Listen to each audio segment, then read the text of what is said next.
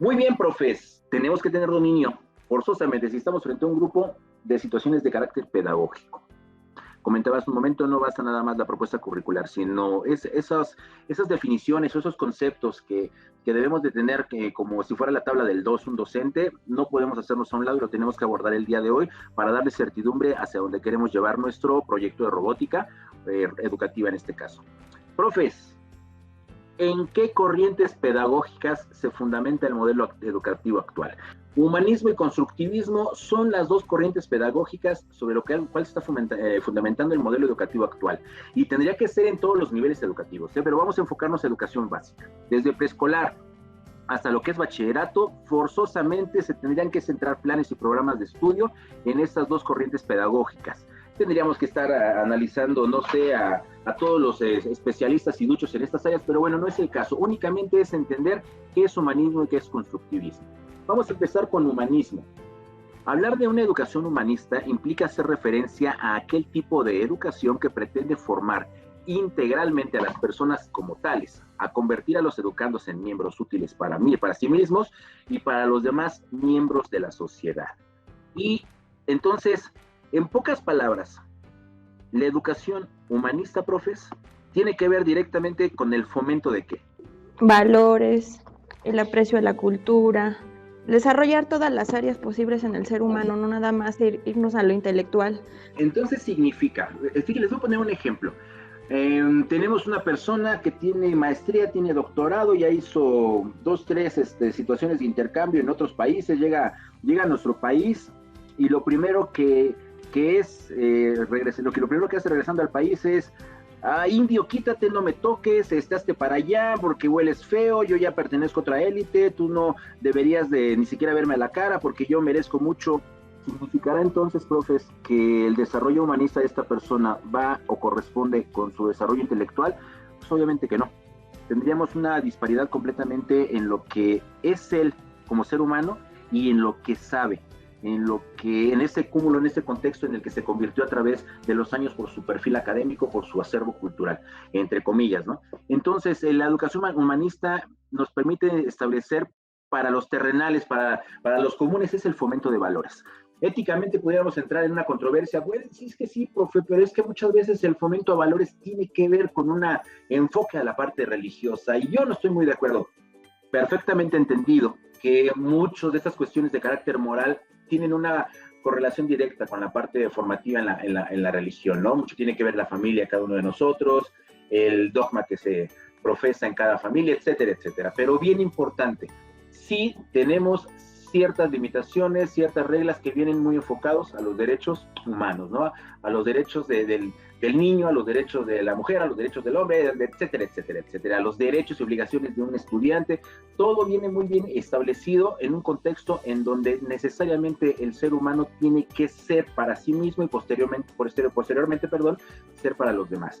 El enfoque humanista es fundamental, primordial, porque por mucho que tengamos dominio de un tema, si no somos íntegramente correctos, si no tenemos un entendimiento de lo que yo tengo que aportar a la sociedad de forma positiva, estaríamos desperdiciando todo ese cúmulo y todo ese contexto que generamos a nuestro alrededor con un bagaje académico. Eso es bien importante entender.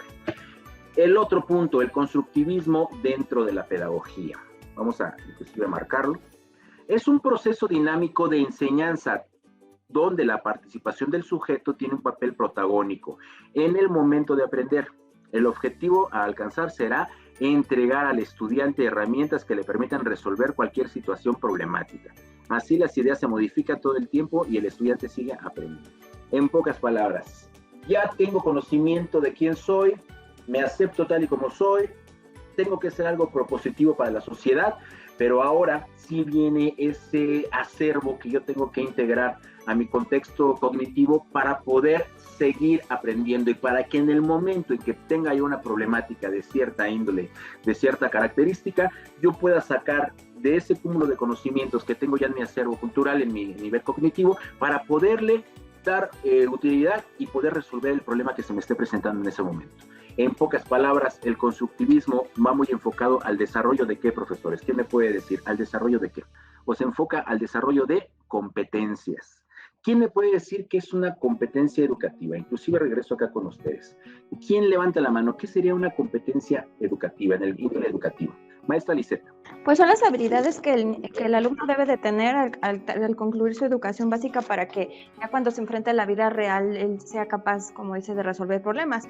Son 1, 2, 3, 4, 5 competencias. Están las para el aprendizaje permanente, el manejo de información, de situaciones, para la convivencia y para la vida en sociedad. Es digamos que el ideal que un niño tendría que tener bien desarrolladas esas competencias. Excelente, maestra. Por ahí me menciona entonces habilidades y mencionó las 5 competencias para la vida. En el caso del profesor Julio Verdugo, adelante, profe. Quisiera, profesor Carlos, hacer 2 aportaciones. La primera en función de la pregunta que acaba de hacer, y entiendo una competencia como la integración armónica y dinámica de conocimientos, habilidades, actitudes y valores. Y justamente en el punto de intersección de esos 4 elementos, lo que se obtiene es una competencia. Y la segunda aportación comentaba hace un momento cuando hablaba del humanismo en relación con la moral, que tiene un contenido o una connotación religiosa. En mi perspectiva, todo depende. Si la moral entendemos como una evaluación propia, interior, sobre las propias acciones para calificarlas como propias o impropias, podríamos referirnos a un marco ético, por ejemplo, el marco aristotélico, y en función de eso, hacemos de nuestra moral una evaluación de nuestras propias acciones en términos filosóficos, y eso lo desliga de la concepción religiosa si así lo deseamos. Podríamos tener también una concepción religiosa de la moral si en lugar de centrarnos en un marco aristotélico, tomamos, por ejemplo, como referencia al filósofo Santo Tomás de Aquino o algún otro filósofo de referencia. Y entonces esos conceptos morales tendrían claramente una connotación religiosa. Pero si lo deseamos, podemos tener una evaluación moral de las acciones desde un punto de vista filosófico, aristotélico, separado completamente de alguna concepción o dogma religioso en particular. Excelentísima aportación, profe Julio. Excelente, excelente, excelente. Y nunca perder de vista el manejar una propia moral, ¿no? O sea, ahí como que pierde un poquito de sentido el contexto social, porque muchas personas, digo, en términos generales, a veces uno cae en la misma situación, como que manejamos una doble moral, ¿no? Una propia moral y una moral que nos integra en la sociedad. Entonces, sí, profe, excelente aportación. Gracias por el aporte. Tendríamos que ya estar viendo ya situaciones de carácter ético y filosófico, pero me parece excelente, me parece excelente. Al fin y al cabo, regresando a lo que es nuestra diapositiva, tendríamos que entender entonces que el enfoque pedagógico actual tiene que centrarse en la parte humanista y en la parte del constructivismo, que es el desarrollo de competencias. Muy bien, por último, por lo tanto, el modelo humanista constructivista permite al estudiante pensar, generar sus propias ideas, opinar, emitir juicios, experimentar por su propia cuenta, resolver problemas, reconocer su humanidad, virtudes, desaciertos, etcétera. Y mucho tiene que ver, por ahí lo mencionaba una profesora, en cuanto al perfil de egreso, lo que nosotros pretendemos entregar en cada uno de los niveles educativos. Excelente, excelente, muy bien, vamos bien hasta ahorita. Pilares de la educación, profes. Profes, ¿qué me puede aportar? ¿Cuáles son los pilares de la educación? Son 4. Vienen en la Ley General de Educación. Sobre esos pilares se fundamenta cualquier programa de estudios, cualquier propuesta curricular. La propuesta que ustedes tienen en sus manos se fundamenta en parte sobre lo que son los pilares de la educación, sobre el humanismo, el constructivismo. ¿Quién me puede aportar? ¿Quién conoce los 4 pilares de la educación? ¿Cuáles son? Aprender a conocer perfectamente, aprender a hacer, aprender a convivir y aprender a hacer, perdón, en la parte del contexto social. Estos son los pilares de la educación y tendría que ser cualquier cimiento, o todo cimiento, perdón, tendría que ser todo cimiento de cualquier propuesta de carácter pedagógico que nosotros podamos aportar o podamos realizar o sugerir. Tendríamos que estar siempre pensando en estos 4 pilares para poder hacer cualquier crítica, para poder hacer cualquier opinión del carácter que sea a cualquier situación pedagógica o escrito o lo que ustedes gusten, quieran y manden, porque sobre eso se tiene que fundamentar toda propuesta de carácter pedagógico. Muy bien. ¿Qué es pedagogía y qué es didáctica? Pedagogía es una ciencia social e interdisciplinar enfocada en la investigación, reflexión de las teorías educativas en todas las etapas de la vida y no solo en la infancia. Tendríamos que estar directamente en esta parte de la pedagogía hablando sobre esto. El humanismo, el constructivismo, el por qué, el para qué, el hacia dónde, la cultura en el contexto de las zonas urbanas en México, qué tan aplicable, qué no tan aplicable, tendríamos que tomar en cuenta también lo que dice fulanito de tal, etcétera, etcétera, etcétera. Tendríamos que estar obviamente pensando en todo momento en que en la pedagogía no podemos apartarnos de los pilares de la educación. La didáctica es el arte de enseñar. Como tal, es una disciplina de la pedagogía inscrita en las ciencias de la educación que se encarga del estudio y la intervención en el proceso de enseñanza-aprendizaje con la finalidad de optimizar los métodos, las técnicas y las herramientas que están involucradas en él. Y tenemos este enlace que nos va a andar directamente con lo que tienen en su propuesta curricular.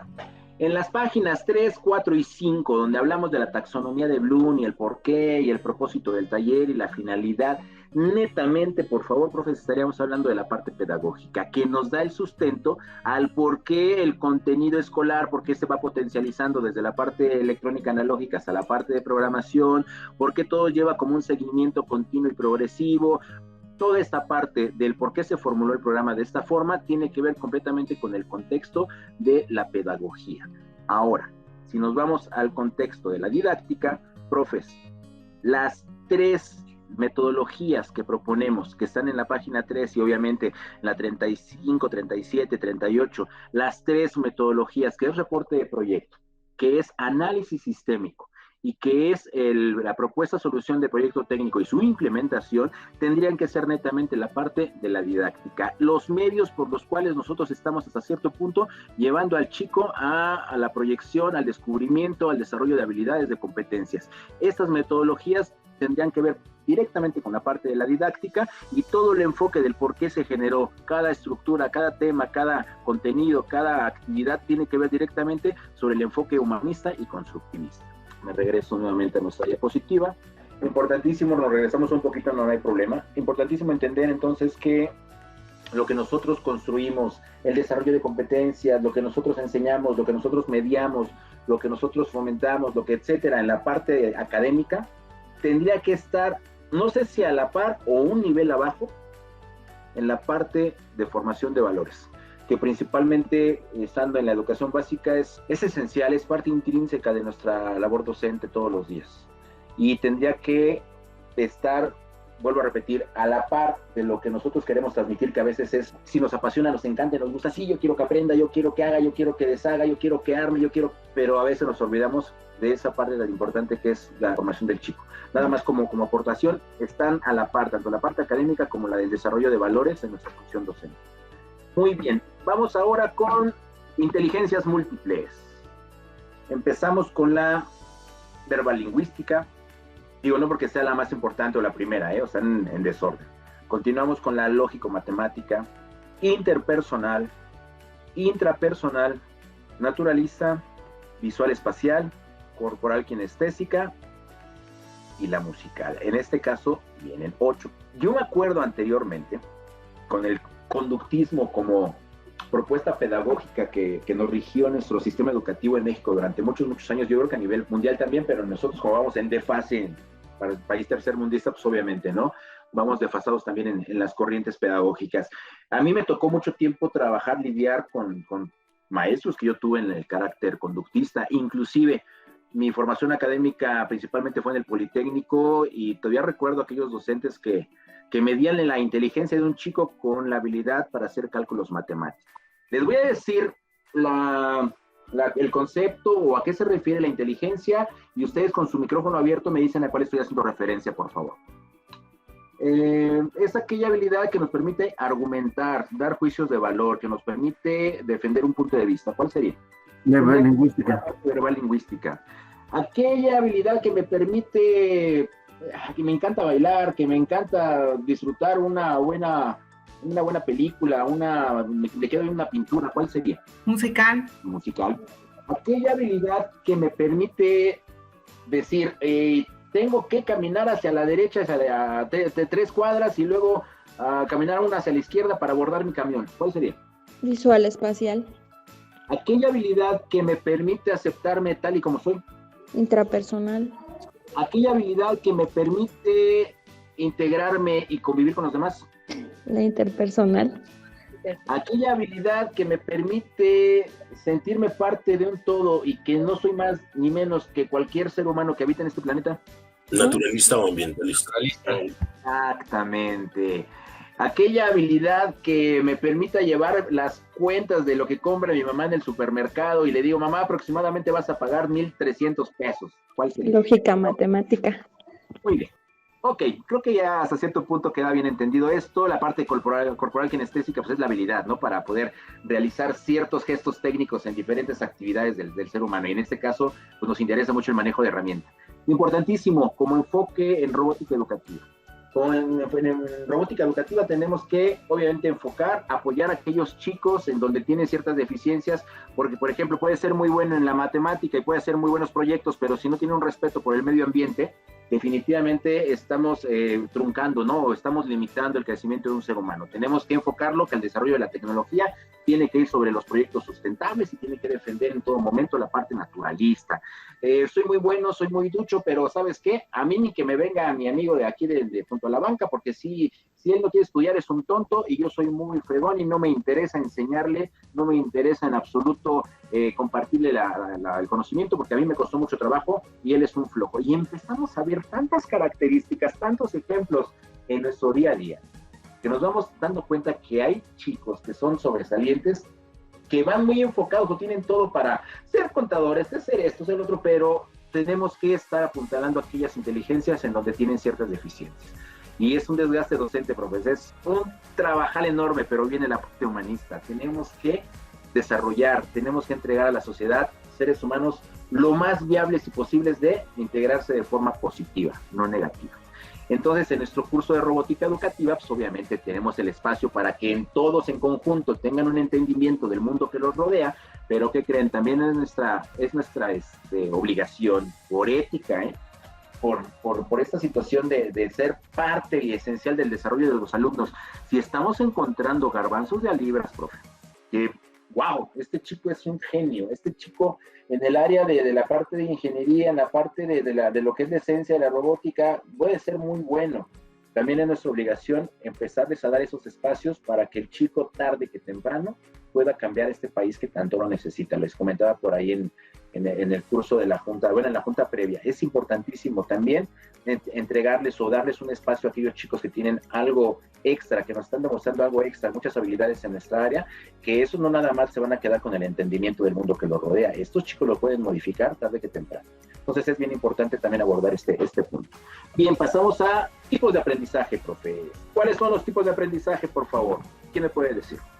Visual, auditivo y kinestésico. ¿Alguien que me pueda decir a qué se refiere con el estilo de aprendizaje visual? ¿Cómo podemos definir un estilo de aprendizaje en un alumno que es visual? ¿Quién me puede decir? Israel, adelante. Porque son alumnos que aprenden más fácilmente cuando ven las cosas. Con ellos es más fácil ponerles un video o ponerles imágenes y captan más la idea, lo entienden más. Por ejemplo, lo auditivo es que pueden no estar viendo, pero te están escuchando, ¿no? Excelente, profe. Significa entonces, un profesor conductista de los que nos tocaron a nosotros, ¿qué requerían de nosotros? ¿Lo visual, lo auditivo o lo kinestésico? Quien quiera participar. De esos conductistas arraigados. Pues más lo visual y lo auditivo, ¿no? Si es súper arraigado, maestra, me tienes que estar viendo y escuchando, ¿sí o no? Uh-huh. Sí, exactamente. Si medio conductista, bueno, mientras me estés escuchando, pero escúchame, por favor. Y el constructivismo se basa en el poner al ser humano, al individuo, al alumno en el centro del aprendizaje. Necesariamente, tarde que temprano, tenemos que caer en lo kinestésico. Mi pregunta es, ¿tenemos que dar actividades de los 3 estilos de aprendizaje para nuestros alumnos? O sea, en una actividad tenemos que manejar lo visual, lo auditivo y lo kinestésico para cubrir al mayor número de alumnos de un grupo, ¿cierto? Sí, es lo ideal. Sí. Es lo ideal. Híjole, y la carga de trabajo, ¿cómo le hacen, profes? Por lo general, un ejemplo. Actividad del día de hoy, tienes que, del video tal que acabo de dejar, tienes que hacer un resumen, o tú escoges si quieres hacer un resumen o un cuadro sinóptico o un cuadro conceptual, mapa conceptual. Profes, ¿qué tipo de aprendizaje es el que estoy evidenciando? Tienes que ver un video y tienes la opción de hacer un resumen, un mapa conceptual o un cuadro sinóptico.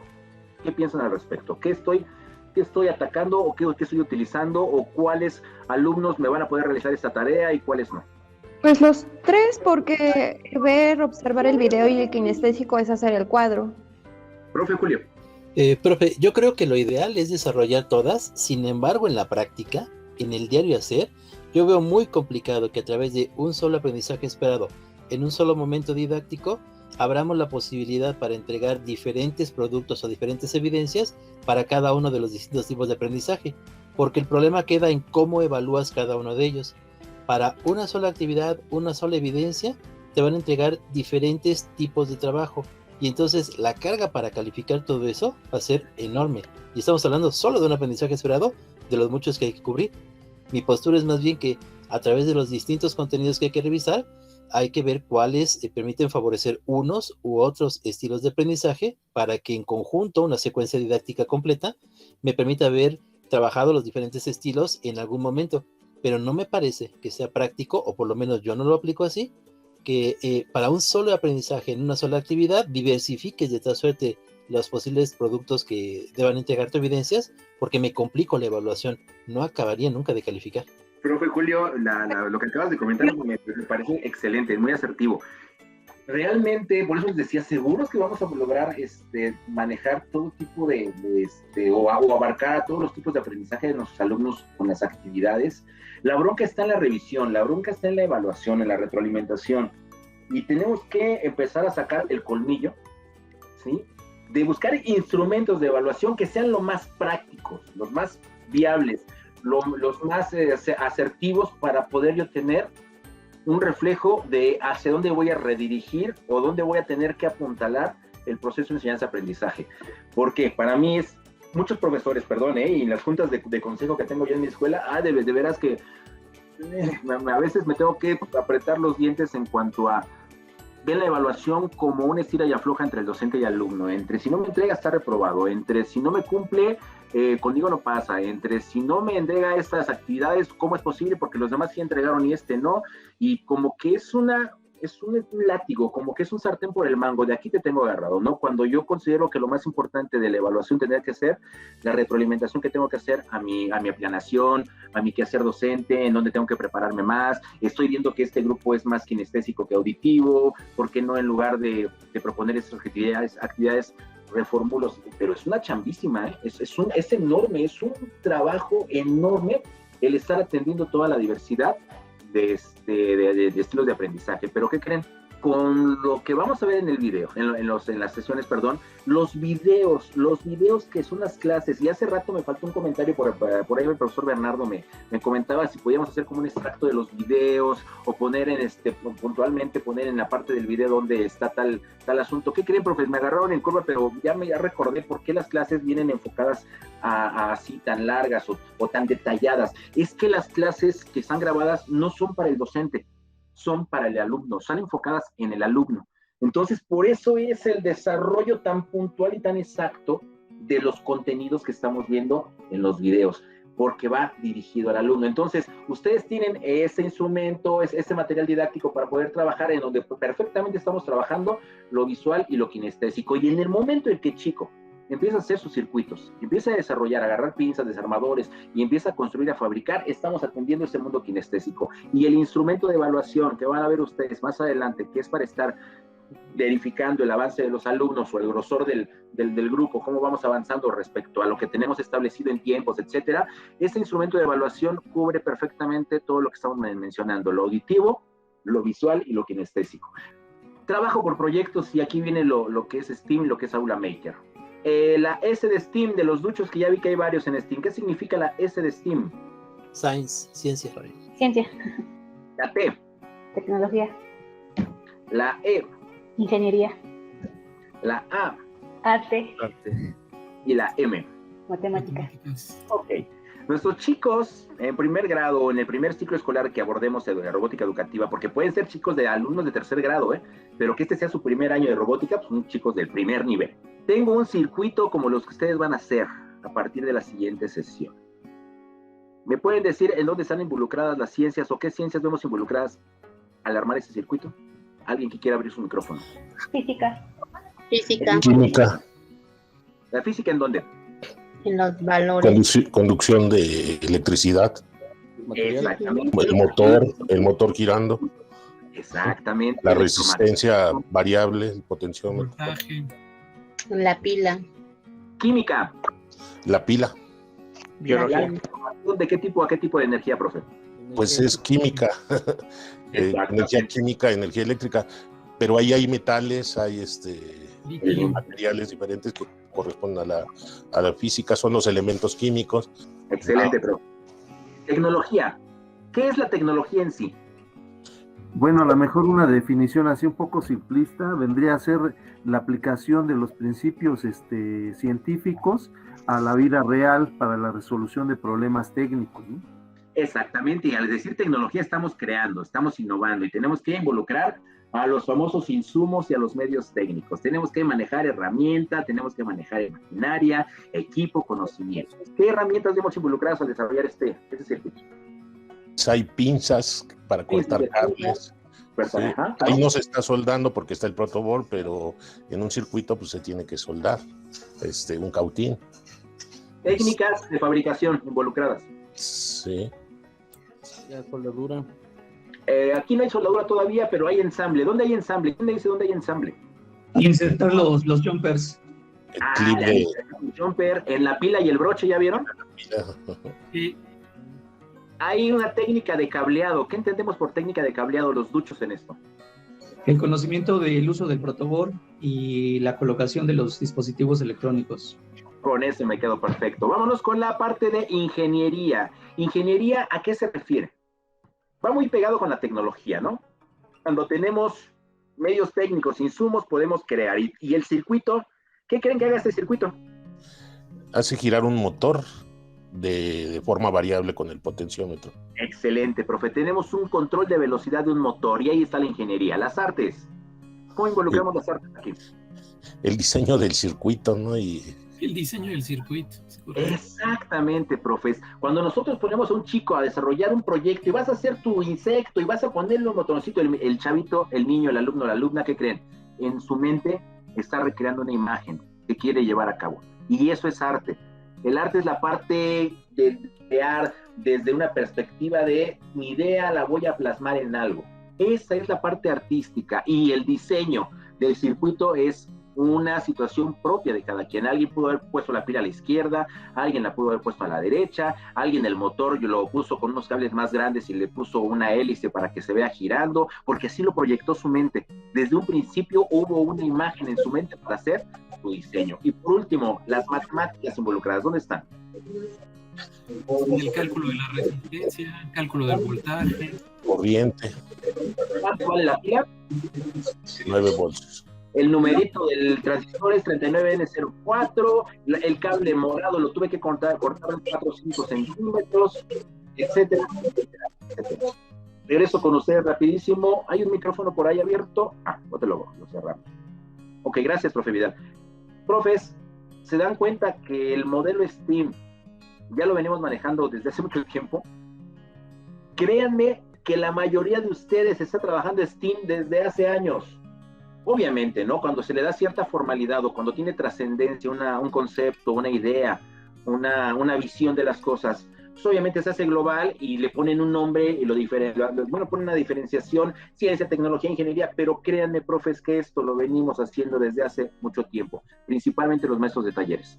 Ahora, en el caso del Aula Maker, ¿qué entendemos por Aula Maker? Para mí es un espacio para crear, ¿no? Para hacer. Excelente, profe. ¿Y qué tiene que tener entonces un Aula Maker para poder hacer, para poder crear? Insumos. ¿Qué son los insumos, profes? ¿Quién me puede aportar aquí? ¿Qué son insumos? Y creo que es una de las preguntas que inclusive desde carrera magisterial ya era clavadísima esa pregunta. Insumos, ¿qué son? ¿Alguien que quiera abrir su micrófono? Adelante.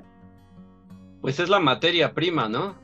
Bueno, yo lo entiendo en este caso como un elemento que ya sufrió un proceso en sus características y que me puede servir para ensamblar o armar algo.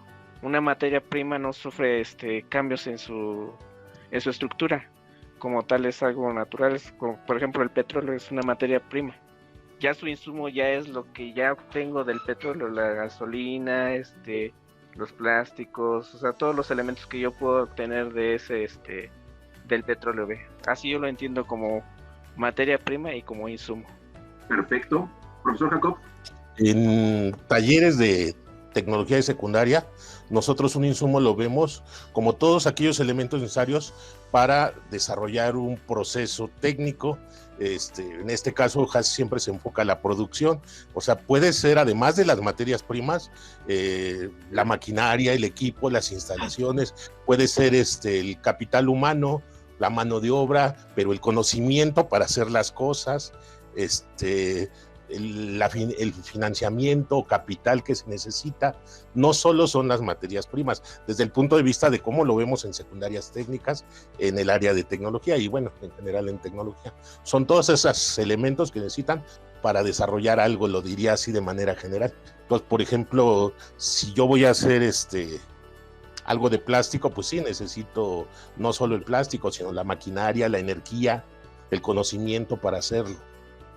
El insumo más allá de, bueno, lo que manejaba el profesor Israel como la materia prima, posteriormente el profesor Jesús de la Rosa dice, no tanto la materia prima, necesitamos ya el producto prefabricado, ¿no? Que puede ser ya un pedazo de cable, un pedazo de plástico, etcétera. En el caso de usted, profesor, comenta que no nada más es la materia o el elemento prefabricado, que serán los materiales, tendría que ser también los conocimientos de los recursos humanos para poder llevar a cabo pues la parte de la producción. Ahí nada más quitaría la parte de los materiales, porque ahí los materiales, la herramienta y equipo, porque ahí se conoce como medios técnicos, ¿no? En el caso de los insumos tiene que ver con conocimientos, con los materiales y con la parte del material humano, si así lo queremos ver. Y la parte de medios técnicos, que ahí tuve un error de escritura por lo que estoy viendo, tiene que ver con la maquinaria y equipo, ¿no? No sé si concuerden conmigo nada más esta parte, para poder complementar lo que debe tener un aula maker, tanto por proporcionar los insumos como los medios técnicos. No sé si quieran opinar al respecto.